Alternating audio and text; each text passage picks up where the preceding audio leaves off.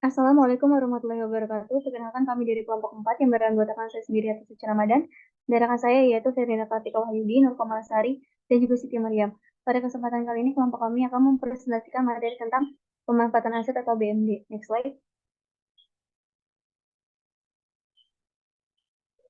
Oke, pada materi pertama itu kita akan membahas tentang definisinya terlebih dahulu. Pada intinya, pemanfaatan BMD ini merupakan pendayagunaan BMD yang tidak digunakan untuk penyelenggaraan tugas dan fungsi atau satuan kerja perangkat daerah dan atau optimalisasi BMD dengan tidak mengubah status kepemilikannya. Next slide. Baik, selanjutnya ada tujuan pemanfaatan BMD. Ada 3 tujuan utama, yaitu mengoptimalkan daya guna dan hasil guna barang milik daerah, meningkatkan penerimaan daerah, dan mengurangi beban anggaran beban APBD, khususnya biaya pemeliharaan. Next slide. Oke, selanjutnya di sini ada persetujuan pelaksanaan pemanfaatan BMD. Jadi, Gubernur, Bupati, Wali Kota itu bertanggung jawab dan juga berwenang dalam segala hal yang menyangkut pemanfaatan BMD. Nah, dalam pelaksanaannya ini yang pertama ada pengelola barang dengan persetujuan Gubernur, Bupati, Wali Kota. Yang kedua, penggunaan barang dengan persetujuan pengelola barang. Oke, jadi untuk melakukan pemanfaatan BMD ini harus memenuhi 10 prinsip umumnya. Di sini ada 1 sampai 5 prinsip umum. Boleh di next slide. Dan ini prinsip umum dari nomor 6 sampai nomor 10 bisa teman-teman baca. Boleh di next slide.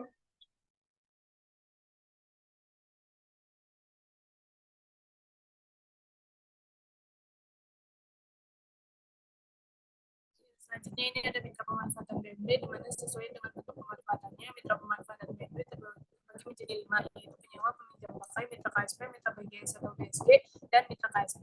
Nah, mitra-mitra ini itu memiliki tanggung jawab yang utamanya itu ada 5 tanggung jawab yang teman-teman bisa lihat sendiri. Boleh di next slide. Selanjutnya di sini ada sewa, di mana sewa ini adalah pemanfaatan barang milik negara atau daerah oleh pihak lain dalam jangka waktu tertentu dan menerima imbalan uang tunai.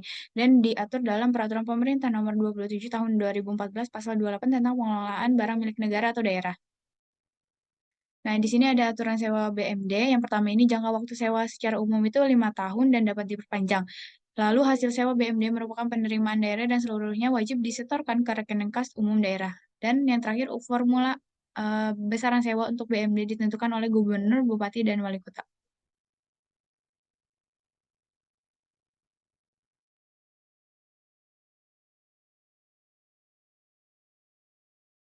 Selanjutnya ini ada pinjam pakai, di mana pinjam pakai merupakan penyerahan penggunaan barang antara pemerintah pusat dan pemerintah daerah atau antar pemerintah daerah dalam jangka waktu tertentu, yaitu paling lama 5 tahun dan dapat diperpanjang sebanyak 1 kali tanpa menerima imbalan, dan setelah jangka waktu tersebut berakhir akan diserahkan kembali kepada Gubernur, Bupati, atau Wali Kota.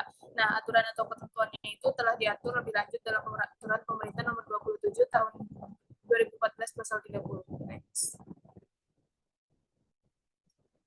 Nah, ini ada aturannya, di mana dalam pelaksanaan pinjam pakai itu dituangkan dalam perjanjian serta ditandatangani oleh peminjam pakai dan Gubernur, Bupati, Wali Kota untuk BMD yang berada pada pengelola barang. Sedangkan untuk BMD yang berada pada pengguna barang itu ditandatangani oleh peminjam pakai dan pengelola barang. Next slide.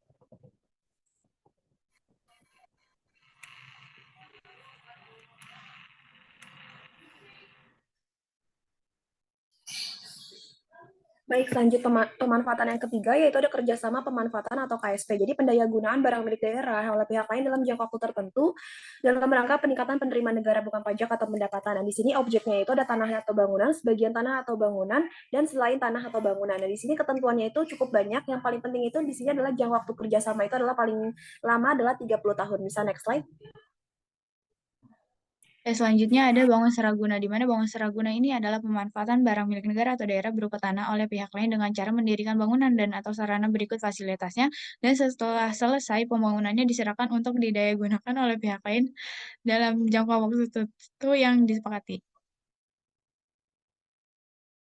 Selanjutnya di sini ada ketentuan dalam bentuk bangun seraguna, di mana diatur dalam Peraturan Pemerintah Nomor 27 Tahun 2014 Pasal 34 sampai 37. Teman-teman bisa baca sendiri, di sini ada 3.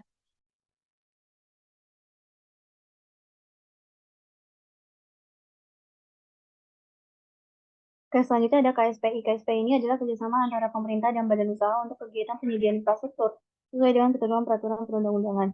Next slide. Di KSP ini juga diatur barang milik daerah yang dapat dilaksanakan oleh KSPI dan siapa saja pelaksana dari KSPI ini. Next slide. Dari sini ada studi kasus yang pertama, yaitu mengenai Kementerian Perhubungan gandeng swasta genjot aset di Pelabuhan Kaltim dengan perjanjian sewa. Nah, jadi di sini bentuk pemanfaatannya itu adalah perjanjian sewa dengan tujuan untuk meningkatkan kinerja dan daya saing Pelabuhan Tanjung Redap secara nasional maupun global. Next slide.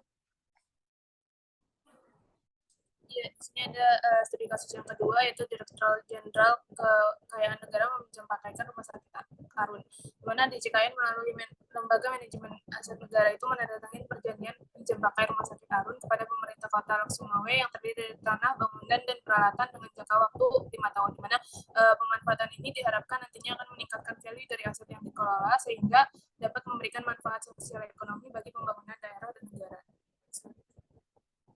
Oke, sekian presentasi dari kami. Kurang dan lebihnya mohon maaf. Wassalamualaikum warahmatullahi wabarakatuh.